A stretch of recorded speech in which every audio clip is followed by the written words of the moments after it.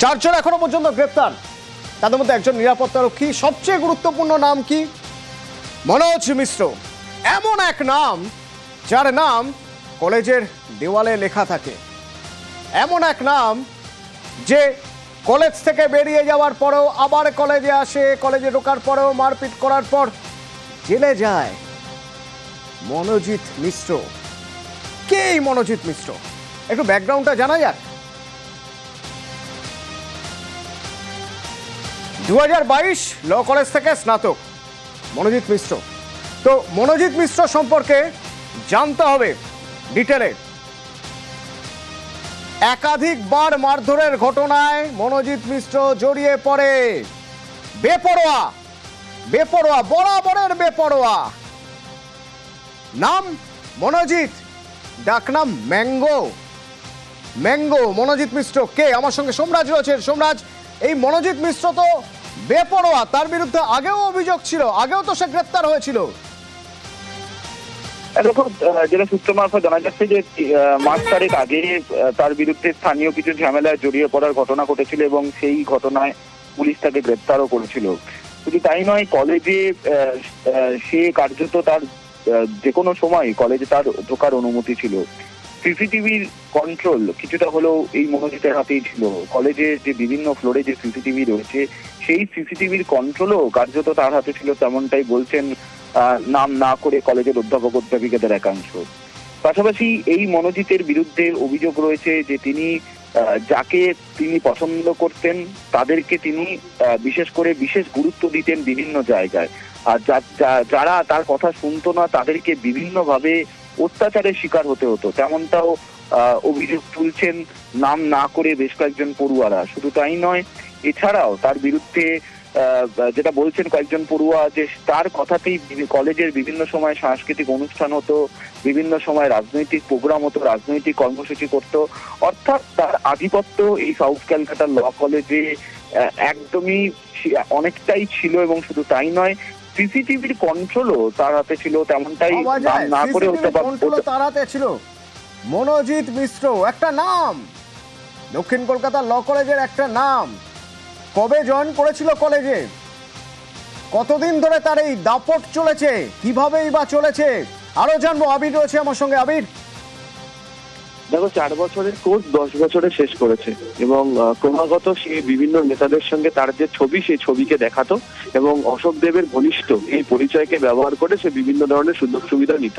কলেজের যখন প্রিন্সিপালের রুমে ভাঙচুর, সিসি ক্যামেরার কন্ট্রোল হাতে নেওয়া, তা নিয়ে যখন দ্বিতীয়বার যখন পুনরায় গন্ডগোলায়, তখন কিছুটা হলো দূরত্ব তৈরি হয় তার সাথে তৃণমূল ছাত্র পরিষদের।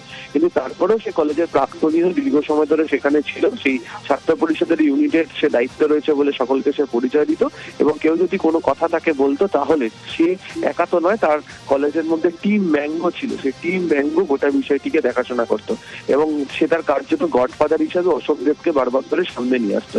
যদি অশোক দেবের তরফ থেকে পরিষ্কার করে বলা হয়েছে তার কাছে প্রচুর ছেলে আসেন, এর সঙ্গে কি যোগ রয়েছে তা তিনি জানেন না। তবে অনেকেই বলছেন যে সেই যে বিভিন্ন যে ছবি নেতাদের সঙ্গে থাকা, সাম্প্রতিক সময় বিভিন্ন মিছিলেও তাকে হাঁটতে দেখতে পাওয়া গেছে, সেই সব যে ছবি, সেগুলোকে দেখেই কার্যত সে কতটা শক্তিশালী, কতটা রাজনৈতিকভাবে তাকে মানুষ চেনেন, কতটা শীর্ষস্তরের নেতাদের সঙ্গে তার যোগাযোগ রয়েছে, তা দিয়ে সকলকে সে কার্যত ভুলে রাখার চেষ্টা করতো এবং আক্রমণ করতো। অশোক দেব সাউথ ক্যালকাটা ল কলেজের গভর্নিং বডি চেয়ারম্যান, কি বলছেন শুনুন। আমি তার নিন্দা করি এবং আমি কলেজ যারা ভাইস প্রিন্সিপাল, যারা টিচার আছে, যারা নন টিচিং স্টাফ আছে, তাদের সাথে কথা বলবো, আমার জিবি মেম্বারের কথা বলবো এবং যাতে এটা শর্ট আউট করা যায় এবং আসল খুন যে দোষী তাকে মানে কি কড়া শাস্তি দেওয়া হয়, সেই একটা ব্যবস্থা নিতে হবে। আমি আশা করব যে অন্তপক্ষে সবাই পাশে দাঁড়িয়ে আমার সাহায্য করবে।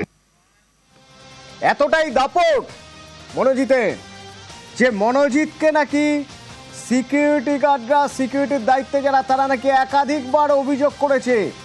যে 4 জন গ্রেপ্তার তাদের মধ্যে থেকে একজন পিনাকি বন্দ্যোপাধ্যায় সেই সময় সেই দিন সিকিউরিটির দায়িত্বে ছিলেন পিনাকি বন্দ্যোপাধ্যায় এবং অভিযোগপত্রে তার নাম রয়েছে, তার কথা বলা হয়েছে, নির্যাতিতা অভিযোগ করেছেন, তাকে গ্রেপ্তার করা হয়েছে।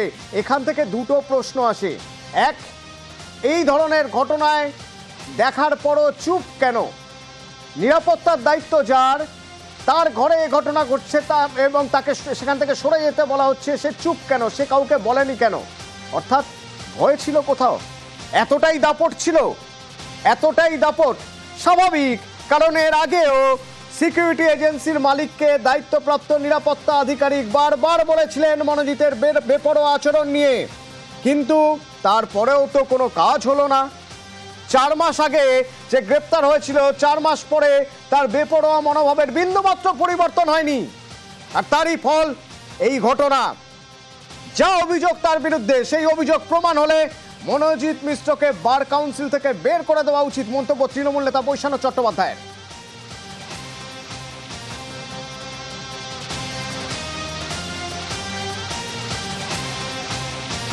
যদি দেখা যায় যে তিনি লয়ার হিসাবে কোনো মিসকন্ডাক্ট করেছেন বা এমন কোনো ক্রিমিনাল অফেন্স করেছেন যেটা লয়ারের মিসকন্ডাক্টের মধ্যে পড়ে, তাহলে সঙ্গে সঙ্গে তার বিরুদ্ধে ব্যবস্থা নেওয়া হবে।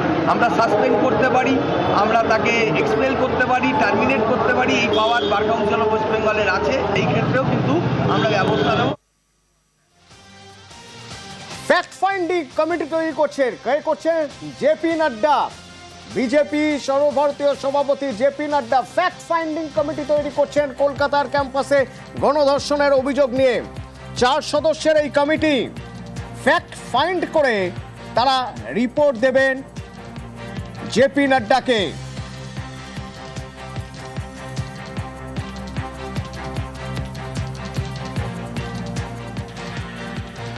भारतीय जनता पार्टी के माननीय अध्यक्ष श्री जेपी नड्डा जी ने इस पूरे जघन्य कांड का मुआयना किया है और उन्होंने ये सब कुछ देखने के बाद, after taking into consideration that this is an absolute brutal act, उन्होंने एक कमेटी बनाया है और वो कमेटी जो जाके जांच करेगी, ये कमेटी 4 दलीय सदस्यों का है। सतपाल सिंह, पूर्व केंद्रीय मंत्री एवं पूर्व पुलिस आयुक्त मुंबई, श्रीमती मीनाक्षी लेखी, पूर्व केंद्रीय मंत्री, श्री विप्लव कुमार देव, सांसद लोकसभा, एवं श्री मनन कुमार मिश्र, सांसद राज्यसभा। यह जांच समिति शीघ्र ही घटनास्थल का दौरा करेगी और अपनी रिपोर्ट माननीय राष्ट्रीय अध्यक्ष जी को सौंपेगी। বাংলায় পুলিশ অপরাধীর রং দেখে না। বিজেপির রাজ্যে শাসক যোগে অপরাধীর বিরুদ্ধে এফআইআরই হয় না, পাল্টা জবাব তৃণমূলের। কসবার উপর যদি ফ্যাক্ট ফাইন্ডিং টিম হয়, তো ফ্যাক্ট ফাইন্ডিং টিম আসার আগে তো অ্যাকিউজডরা গ্রেপ্তার হয়ে গেছে, তো ওরা কি করতে আসবেন? রাজনৈতিক পর্যটক বেড়াতে আসছেন? যে ফ্যাক্ট ফাইন্ডিং এর নাম করে ছুতো করে আসছেন, মেয়েটির অভিযোগের ভিত্তিতে তো দোষীরা গ্রেফতার হয়ে গিয়েছে। আর যদি ওনাদের কারুর সঙ্গে কথা বলার ইচ্ছা থাকে, তাহলে কার্তিক মহারাজের বিরুদ্ধে যে মহিলা অভিযোগ করেছেন, ফ্যাক্ট ফাইন্ডিং কমিটির উচিত অবিলম্বে সেই মহিলার সঙ্গে কথা বলা, তার ফ্যাক্ট কি কি ঘটেছিল, প্লেস অফ অকারেন্স কোন আশ্রমের কোন ঘর ছিল, এগুলো দয়া করে সেই মহিলার কাছ থেকে জেনে নেওয়া।